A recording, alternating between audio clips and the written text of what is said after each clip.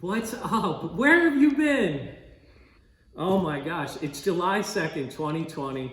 We're back in the shop for like the first time in 4 months. I don't know. 10 years from now, if you're watching this, there was this COVID thing that happened and we had to quarantine. Here it is, the whole mahogany guitar. It's been a long time. I don't even remember how to say mahogany.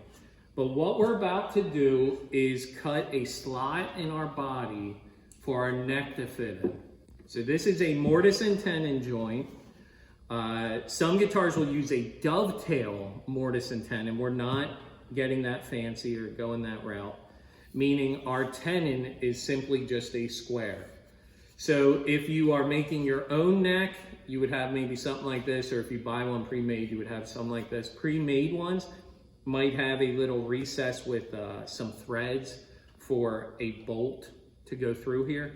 When you do that route, make sure you're measuring so when you make your pocket, you know where that screw hole lines up.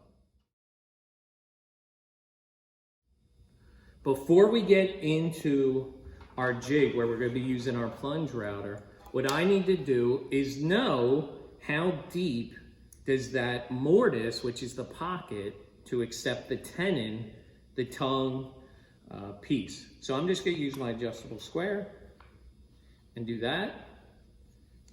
Make life easy, right? It happens to be about 5/8. So what I'm going to do is come here, put this on there, and there we go. That's how deep that pocket has to go to allow this, right? So that'll end up going. Guitar is in the neck jig. Couple things since we last talked. I redrew a center line on the front of my guitar because if you notice, this plexiglass piece has a center line etched in it.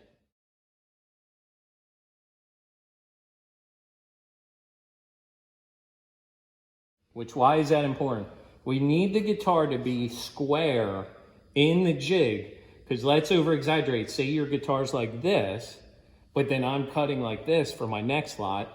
Your neck then is going to be on an angle to the guitar. So it's really important that we have that guitar body all the way up, square or straight, however you want to think of it, and then you have it in here nice and tight. Inside of here is lined with cork to help some padding. You could put some cardboard, I've done that in the past, in there as well. We also we're going to do this in 3 steps in our plunge router.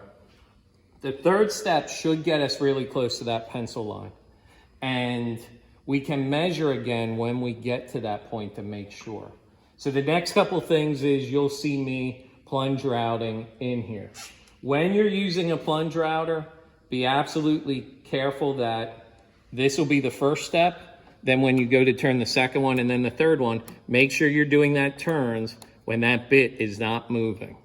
Because you could be here and then end up with your thumb or your finger touching that bit. And even if it's not powered, even if it's still moving, that could be really bad. So when you're using a plunge router, please make sure of that. When I am cutting, I'll have my safety glasses on and you're gonna see a whole bunch of stuff's gonna be coming out at you, so be aware of that. It's nice to have an apron, but it's gonna get messy. It's gonna get down your shirt, into your armpit and stuff anyway. Just be aware of that. There's nothing, there's not a whole lot we can do.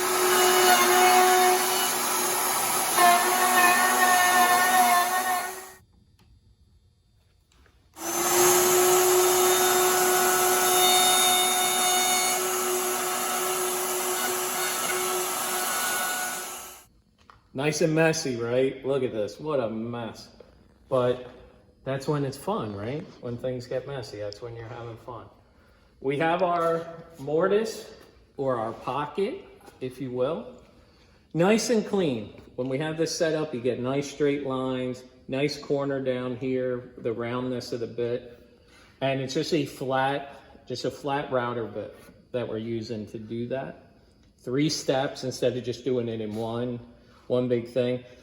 My next step then would be finalizing my handmade tenon and neck to then fit in there, which you can see right now, just doing that roughly, this is still oversized, which is on purpose. Keep things bigger until you're ready to scale them down. On the body, at this point, this might be done. Now I have the goal to put on some mahogany binding on this, but if I wasn't, it could be done. Now with us getting into binding, there's going to be other things that I show that go along with that. But if you're not doing binding or any kind of other decorative features, your body might be ready to go to attach your neck, depending on if it's bolt on or not. But it's a nice little milestone when you get to this point for sure.